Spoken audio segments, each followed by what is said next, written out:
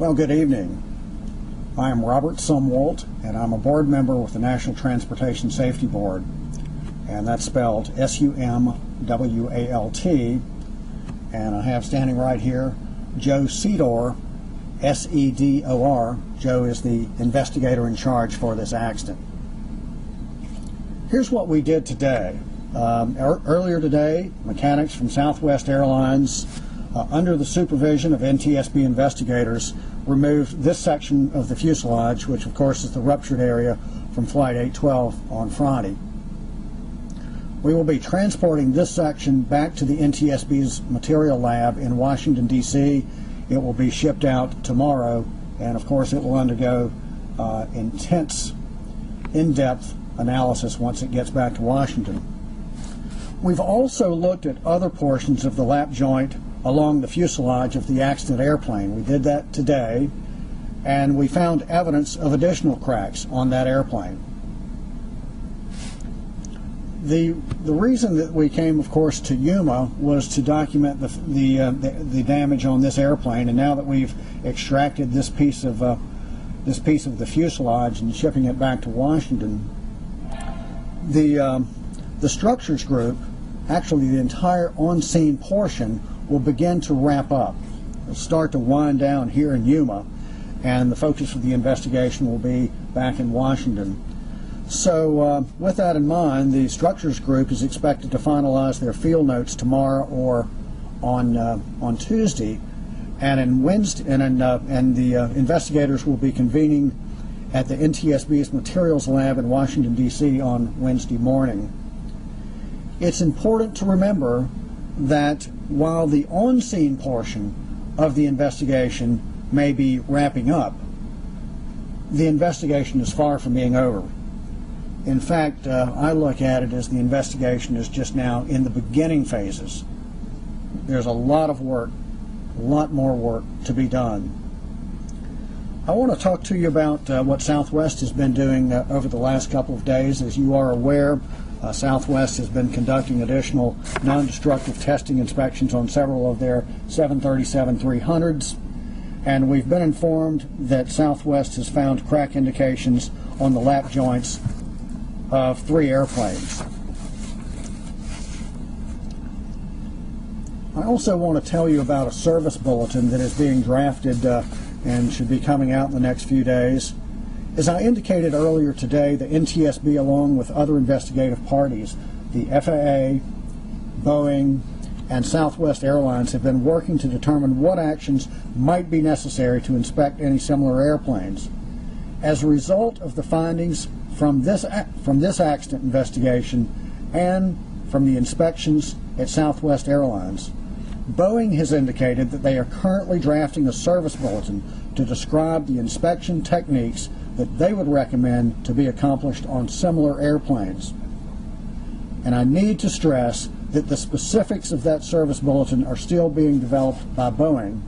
However, the current focus is to require inspections of the left and right lap joints along the entire length of the fuselage on all similar 737-300 airplanes with comparable cycles, of course meaning takeoffs and landings, as the accident airplane. Up to this point, only visual inspections were required for this 737 configuration because testing and analysis did not indicate that a more intensive inspection was necessary.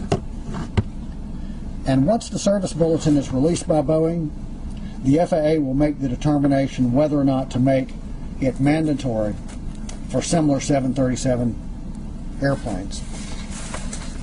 Those are really the end of my prepared remarks. I'll be glad to answer any questions that you may have, starting right here. How severe are those additional cracks that were found on the Southwest airplanes? How severe were those additional cracks that were found on the accident airplane? Well, that airplane and also the other airplanes that they were inspecting. I don't have information on the airplanes that Southwest has inspected, but I can say that our investigators today, when they looked at the accident airplane along the lap joint, they found cracks that were no longer than 1/4 of an inch long. Also, are they going to be looking at lap joints, other lap joints, or are they just focusing on that? Will we be looking at other lap joints on that particular airplane, on the accident airplane? And it's my understanding that we have completed looking at that particular airplane. Yeah, they'll do additional testing in the next couple of days. Okay, so I stand corrected. Joe says that they will continue to look at the accident airplane for additional testing on that airplane. Stu? You seem to say that the cracks are no longer than a quarter inch. It would seem to me, or seem to, I would assume, anybody who gets on an airplane that they wouldn't like to hear that there are any cracks at all. Is this natural to have cracks like that, or where do you come out on that? The question is you know, how does the flying public feel about cracks on airplanes? And we're saying it's only a quarter of an inch. Well, I don't want to minimize the fact that these cracks were quote-unquote only a quarter of an inch. That is obviously not an acceptable tolerance, not an acceptable crack. However, I think it's important to point out that cracking is wear and tear on an airplane is something that we do see. From the first time an airplane flies, we get wear and tear on it, and that's the reason that our fleet of airplanes has redundancy built into it, and that's why we have inspection requirements, maintenance and inspection requirements, to make sure that the operators are periodically looking for and finding cracks and getting them fixed before they become greater than they should be. So that's the answer to that. We'll take a question right here. If Boeing is drafting these recommendations, what about other carriers that are also flying 737-300 series? Should there be any other concerns with additional airlines that are operating these types of aircraft as well? The question is, if Boeing is drafting a service bulletin, how about other operators? And the service bulletin will be addressing all similar airplanes, and then the FAA, it will be up to the FAA to determine whether or not that service bulletin is sufficient or whether or not it should be mandatory for all similar aircraft. Other questions? Follow-up. One as well. Can you talk about how many cracks were found, what you found today on this particular accident airplane when you said that the additional were discovered no longer than a quarter of an inch? How many are we talking? Were we able? Can I tell you the number of additional cracks we found on the accident airplane by going out and looking today? I don't have a count of that. Other questions? Could you just repeat that? You mentioned the Boeing drafting a service bulletin on requiring inspections of the left and right lap joints. Could you go over do that one more time? Yes, and of course the lap joints on this airplane. This lap joint, if occurred, if I'm standing in the passenger cabin looking straight forward, looking toward the cockpit, this lap joint was about here.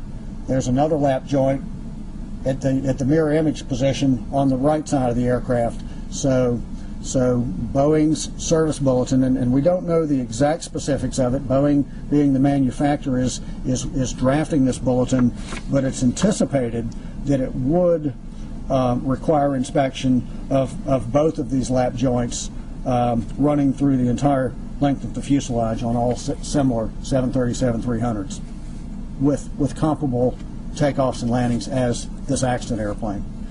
Yes, Lisa.